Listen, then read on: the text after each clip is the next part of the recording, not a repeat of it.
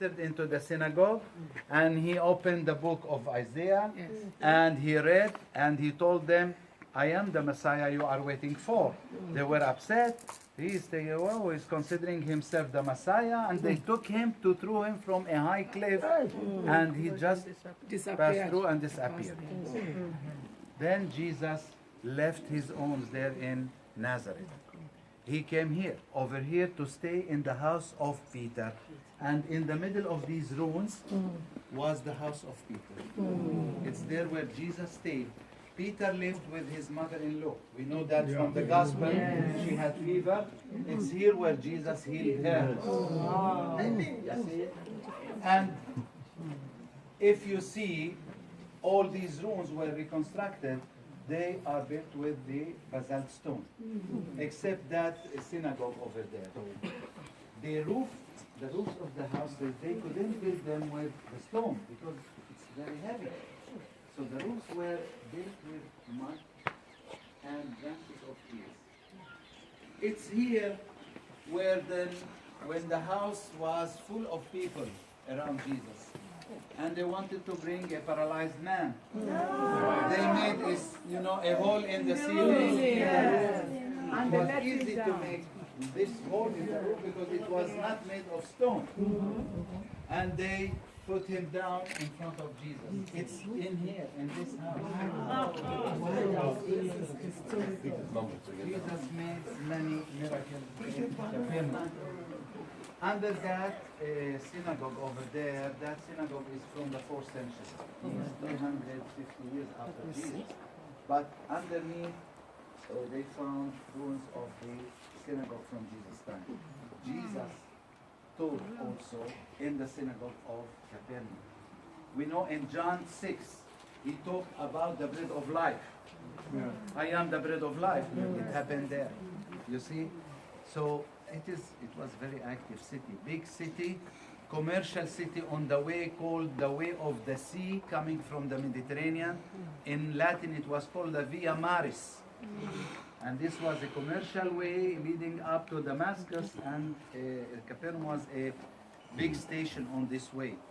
And the people who lived here lived from fishing, and they found also olive presses here. So it was a prosperous city at that time. And despite all what he did, he was not accepted as the Messiah. That's why he predicted the destruction of Capernaum. 4 kilometers to the east, there is another city called Bethsaida, the native city of Peter, Andrea, and Philip. And the third city beyond Mount of Beatitudes called Chorazin. They were completely destroyed by the earthquake and never rebuilt until today. You see, all these stones were buried underground for many centuries until the Franciscans came 100 years ago, and they started to dig. They found over there coins from that period, and these coins are proving that it is from that exact period from Jesus' time. Besides that, they found ruins of 2 churches. The first one you see inside that circular one was built which is rare to find a church before the Byzantine period. This is a first church built above the house of Peter from the 3rd century. Not 4th century, not Byzantine, but Roman. It was called Domus Ecclesia, above the house of Peter. But in the 5th century, a church octagonal shape, as you see, 8 sides, was built above the place. 2 churches above a place, what does it mean? That people were venerating this place. And this place, we are sure for 100% that it is the house of Peter. You see, it's not by tradition, it is proved. Sometimes, archaeology they come to prove the place.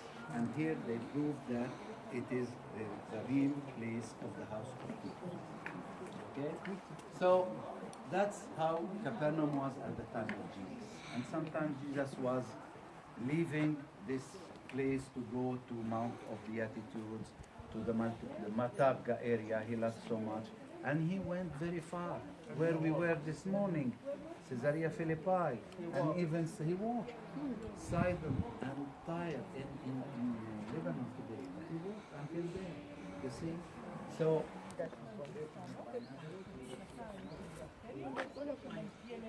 we stayed here for No record.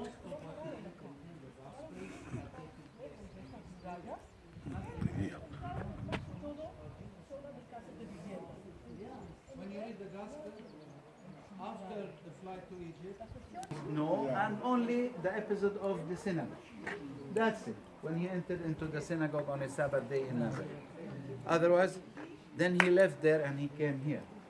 Tomorrow also we will be in Cana, where he performed the first miracle, where he changed the water into wine at the wedding of Cana. Okay? So, most of about 70% of what is written in the Gospels had taken place in this area. That's why it's called the town of Jesus. You see? So that's it. After the destruction, nobody lived in here. So all what you see over here was reconstructed.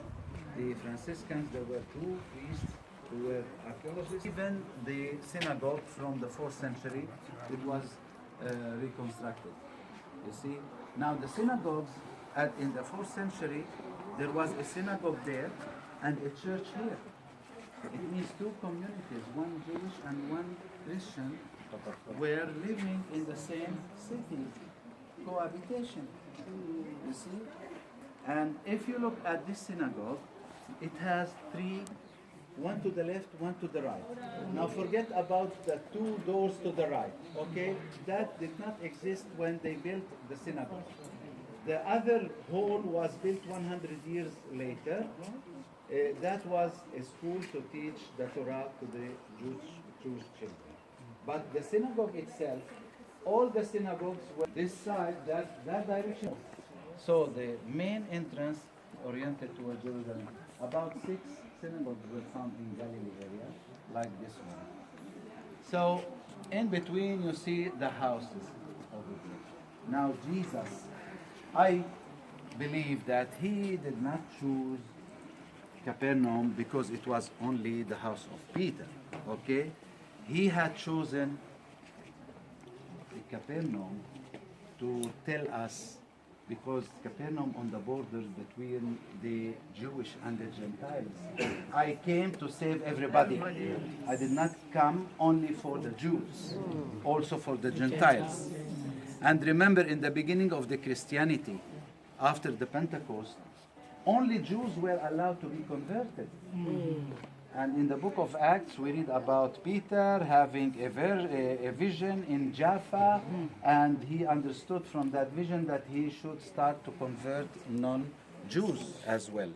So he went to Caesarea on the sea, not Caesarea Philippi, and over there he met Cornelius and his family, and he baptized them in the name of the Father, the Son, and the Holy Spirit.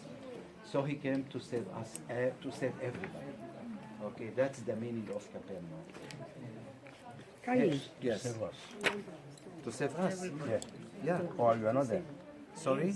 Or you are not one of us. Everybody. To save everybody. Sorry about that. Kayode, Yes. the then as Christians, Sorry, ma'am. as real Christians that believe in Christ. The Jews at that time, many Jews believed in him. They became Christians. I'm talking of today. Of Do we today, have now? listen, now, Messianic Jew. if you, exactly, and if you are Jew, and you are still Jew, you don't believe in Jesus. You believe only in the Old Testament. They don't believe in the New Testament. So when they read their Torah, they arrive to the end of the Old Testament, our Old Testament, and that's it. Because they did not believe in Jesus. And they still thinking that Jesus was one of these people who claimed that he was the Messiah at that time.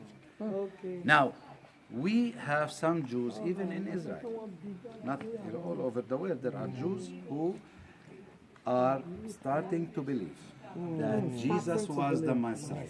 And they are called Messianic Jews. Messianic Jews. They had maintained their Jewish tradition to keep the Sabbath day, not Sunday as us. No. They are not totally Christians. They believe only in Jesus as the Messiah. They call him Yeshua HaMashiach in Hebrew. Yeshua, Jesus, HaMashiach, Christ. You see? And we have some of them. In the years, I remember 1980s, there were maybe 300. Now there are thousands. Are you a Jew? No, You are Nazareth. in Saudi Arabia. So I am Arab descending from that time. Praise the Lord. So when I say don't be confused, because we usually say this he is Arab, so he is Muslim. Yeah, I know that. We are Arabs and Christians, and we are proud of it. Yes. Because we were Arab Christians before the Arab Muslims came. Because Muhammad was in Saudi Arabia, so it was an Arab country, all the Arabs became Muslims at that time.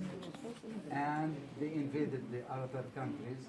So most of the Arabs today are Muslims. That's normal, you see.